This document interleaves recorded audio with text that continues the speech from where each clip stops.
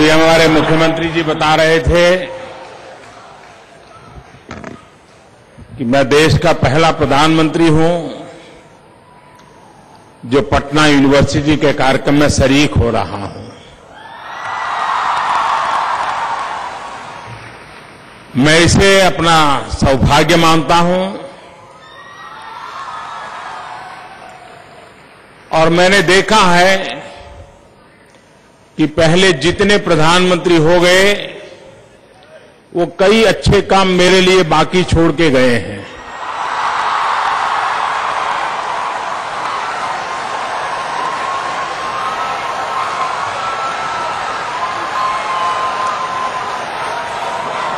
और वैसा ही अच्छा काम करने का मुझे आज सौभाग्य मिला है।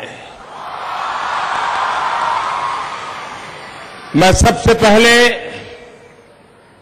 इस पवित्र धरती को नमन करता हूं,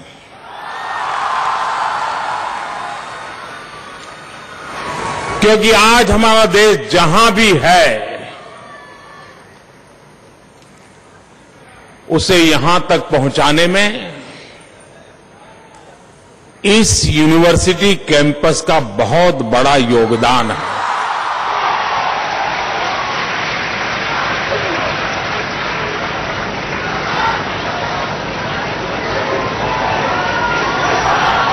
चीन में एक कहावत है कि अगर आप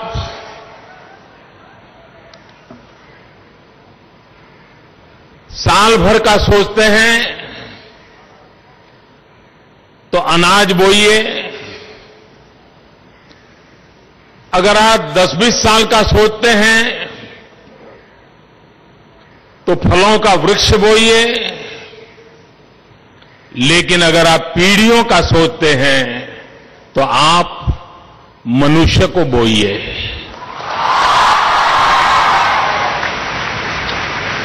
ये पटना यूनिवर्सिटी उस बात का जीता जागता सबूत है कि 100 साल पहले जो बीज बोया गया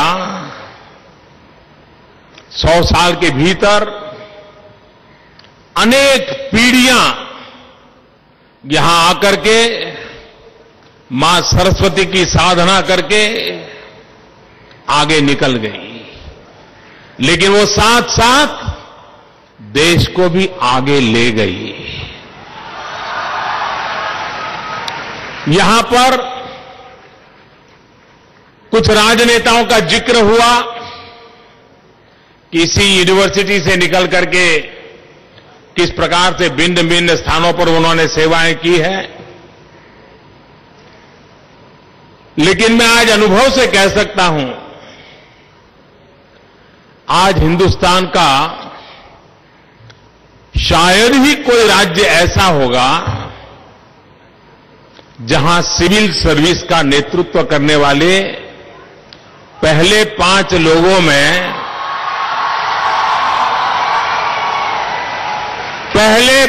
लोगों में बिहार की पटना यूनिवर्सिटी का विद्यार्थी न हो, ये हो नहीं सकता।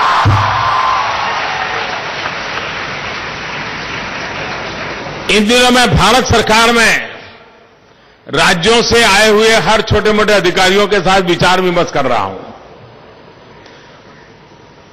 डेली 80, 90, 100 लोगों से बात करने के लिए बैठता हूं, 1.5-2 घंटे बातचीत करता हूं और मैं अनुभव करता हूं कि उसमें सबसे बड़ा बल्क बिहार का होता है।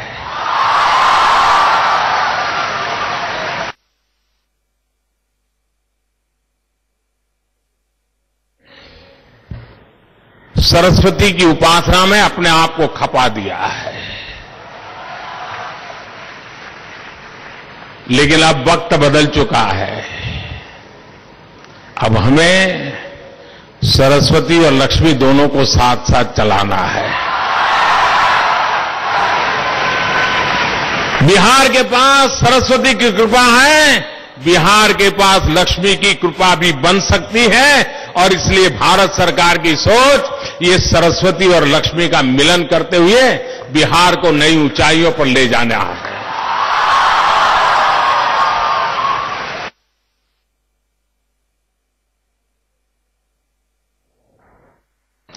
नीतीश जी का जो कमिटमेंट है,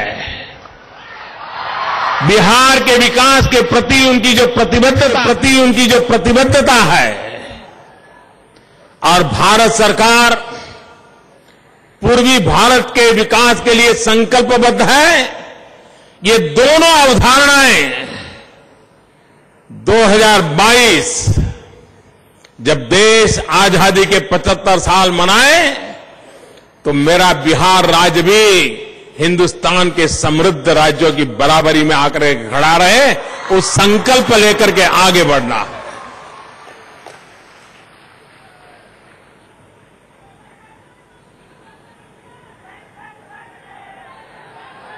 हमारे ये पटना नगरी गंगा जी के तट पर है, और जितनी पुरानी गंगा धारा है, बिहार उतनी ही पुरानी ज्ञान धारा का, विरासत का मालिक है। जितनी पुरानी गंगा की विरासत है आपकी, जैसे जितनी पुरानी गंगा धारा की विरासत आपके पास है। और हिंदुस्तान में जब भी चर्चा आती है, नालंदा विक्रमशिला को कौन भूल सकता है।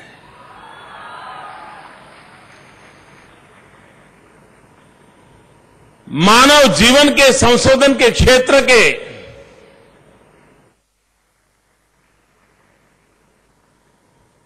मानव जीवन के संशोधन के क्षेत्र के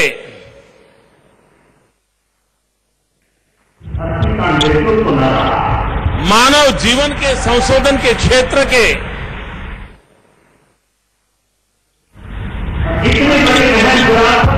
मानव जीवन के संशोधन के क्षेत्र के गुजरात का अपने आप में एक बहुत बड़ी प्रेरणा और सबसे समृद्ध इतिहास का स्थान रखता है। मुख में भावी इतिहास गर्भाधान करता है। जो इतिहास को भूल जाता है, उसकी कोख बांझ रह जाती है। और इसलिए भावी इतिहास के निर्माण का गर्भाधान भी समृद्ध, शक्तिशाली, भव्य, दिव्य भारत का सपना भी, उसका गर्भाधान इसी धरती पर संभव है, और इसी धरती पर से पुलकित होने का सामर्थ्य है। क्योंकि इसके पास वो महान ऐतिहासिक विरासत है, सांस्कृतिक विरासत है, जीते जागते उदाहरण है। मैं समझता हूं इतना बड़ा सामर्थ्य शायद ही किसी के पास होता है। एक समय था जब हम स्कूल कॉलेजेस में सीखने के लिए जाते थे, लेकिन वो युग समाप्त हो चुका है।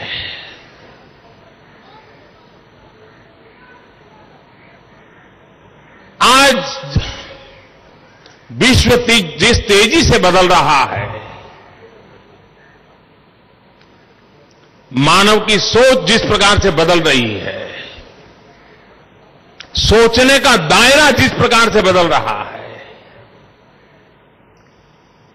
टेक्नोलॉजिकल इंटरवेंशन जीवन की सोच को, जीवन के व्यवहार को, वे ऑफ लाइफ को आमूलचूल परिवर्तन कर रहा है। तब हमारी यूनिवर्सिटीज भी, यूनिवर्सिटी में आने वाले हर नए विद्यार्थी के लिए एक बहुत बड़ी चुनौती ये है, चुनौती ये नहीं है कि नया क्या सिखाएं, चुनौती ये है कि पुराना जो सीख करके आया है उसे कैसे भुलाएं। अनलर्न करना, डीलर्न करना और बाद में रीलर्न करना, ये आज के युग की बहुत बड़ी आवश्यकता है। फोर्ब्स मैगजीन के मिस्टर फोर्ब्स ने एक बार कहा था, शिक्षा की बड़ी मजेदार परिभाषा उन्होंने की थी। उन्होंने कहा, तो आपने सुना प्रधानमंत्री नरेंद्र मोदी को, जो कि पहुंचे हुए हैं शताब्दी समारोह में पटना यूनिवर्सिटी के। रुकेंगे एक छोटे से